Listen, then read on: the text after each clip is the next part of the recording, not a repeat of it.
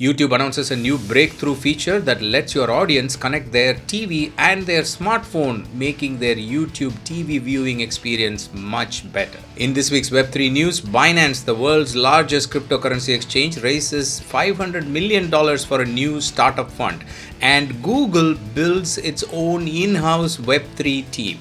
Twitter community gets a new feature where administrators and moderators can now pin a tweet and spotlight it to their community. All this and much more coming up in this week's edition of the Connected Church News with me, Natchi Lazarus. Welcome. This is the show that brings you the top 5 digital, social, and Web3 news you need to know this week in just 5 minutes. Let's get started. YouTube rolled out an important feature last week that lets your audience connect their TV with their smartphone when they are watching YouTube videos. I know many ministries and churches use YouTube extensively to reach your audience. So your audience who are increasingly starting to watch YouTube on their TV are going to have this new experience very soon that you need to be aware of, where if they are logged into the same YouTube account on TV and their phone, there will be a pop-up that says connect. So it's just as easy as clicking the connect button, and their phone will become an extension of their TV. Now they can read description, they can leave a comment, they can share your video. I mean, they can do all of that. It's almost like a remote control for the TV, but only for the YouTube app.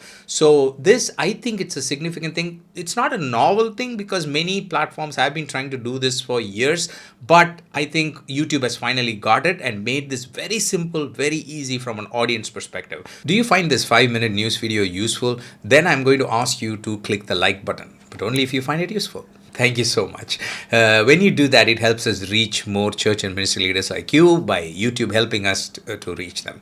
If you've not yet subscribed or clicked the bell notification, then you might want to consider doing that as well so that you don't miss any news episode that we upload every week. Thank you so much. Appreciate it. Now let's get back to our news item. Twitter announced that they are bringing a new feature to Twitter communities where the administrators and moderators will now be able to pin a particular tweet and highlight it or spotlight it to their community. This is a much requested feature and they have finally brought it. They are saying it's now available on web version. It will also be soon available on iOS and Android, so it's much easier for the administrators and moderators to do that. If you have not yet used Twitter communities or if you have not checked out Twitter community feature, it is like Facebook groups but on Twitter platform. So if your audience are on Twitter as a non-profit ministry, you want to focus on Twitter as a platform, then especially for non-profits, this communities feature is very useful. So do have a look. They are bringing in more features into this particular aspect of Twitter. It even has its own tab on Twitter. That is how important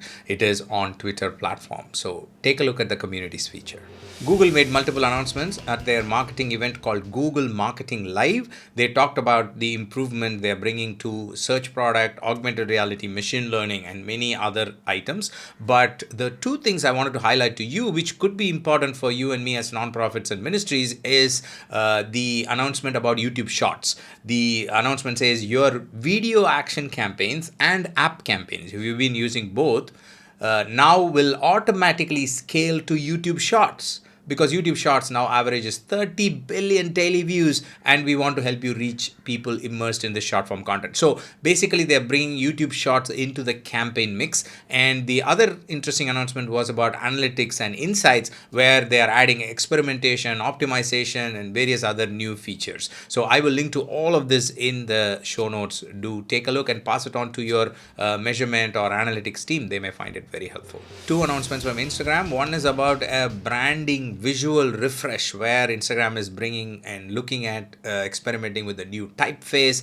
a new way of presenting content, and so on. All the details are available in this website, brand.instagram.com. If you are like me, who is interested in branding, getting into the heads of UI UX designers and seeing what they think about a particular brand, especially a big brand like Instagram, then you will find this fascinating. It's one of the best brand pages I've seen. Check it out. The second announcement is an important one about a new feature called Amber Alerts that has already been on Facebook, but now it comes to Instagram, where the announcement says we know the chances of finding a missing child increases when more people are on the lookout, especially in the first few hours. With this update, if an Amber Alert is activated by the law enforcement and you are in the designated search area, the alert will now appear in your Instagram feed thereby helping the whole process. So very important feature indeed.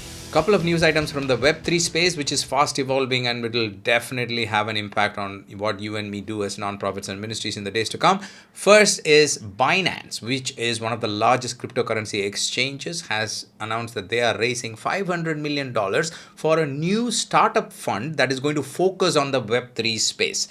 This venture is called Binance Labs, which is their venture capital arm, and they will be focusing on Web3 projects. Just wanted to bring to your attention to show how much action is happening in the Web3 space. The second is also an important indication of the growth of Web3 space, where Google, which is one of the large tech companies, and all the conversations about decentralization, moving away from the tech and so on, but now all the big tech companies are embracing Web3, and Google has announced, Google Cloud team has announced that they are putting together an in-house team just to focus on Web3 related services because of the heavy demand. So check out these two articles. Those were the top 5 news items I had for you this week. Thank you for joining me. I'll see you next week with another set of news items. Until then, you stay connected, stay blessed, and take care. God bless you. Bye-bye.